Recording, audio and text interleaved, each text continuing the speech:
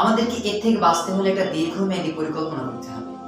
যেমন আমি দিনে কতটা গুনাহ করছি বা প্রতিদিন আমি কয়টা করে গুনাহ করে এর একটা লিস্ট আমাদেরকে করা প্রয়োজন।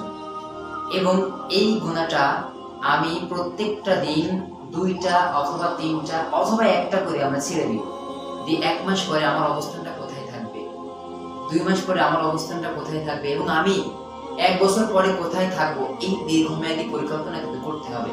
করার পরে আমি প্রত্যেকটা মাসে ২টা অথবা ৩টা অথবা একটা করে গুনাহ আমি আমার ব্যক্তিগত কর্ম থেকে ছাঁটাই করে দিব।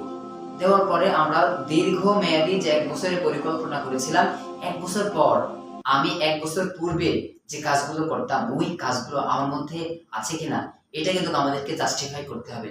যদি আমরা এগুলো করতে পারি, দীর্ঘমেয়াদী পরিকল্পনা করে আমাদের নিজ জীবনটাকে যদি এভাবে সাজাতে পারি, তাহলে আশা করা যায় আল্লাহ পাক রব্বুল আলামিন আমাদের জীবনের গুনাহ মাফ করে দিবেন এবং পরকালে আমাদেরকে এমন জান্নাত দিবেন, এমন জান্নাত দিবেন যে জান্নাতের নিচে নহর বয়ে গেছে।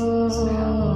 আসুন যুবক ভাই, আমরা গুনার কাজ ছেড়ে দিই এবং আল্লাহর পথে ফিরে আসি, বেশি বেশি ইবাদত করি।